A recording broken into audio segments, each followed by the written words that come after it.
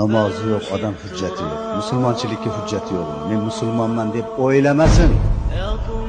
Uni orqasidan duo pata qilib masxaravozlik qilinmasin. Masxaravozlik u, dinni xorlash u.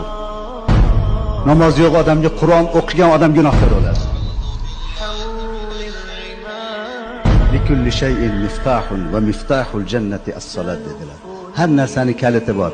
Jannatning kaliti namoz dedilar. Jannatning eshigini tagiga borib, eshikni oching desiz, kalitingiz qani? Kalitingiz yo'q. Benamoz bo'lib borgansiz. Yer yuzi to'planib janozangizni o'qisiz.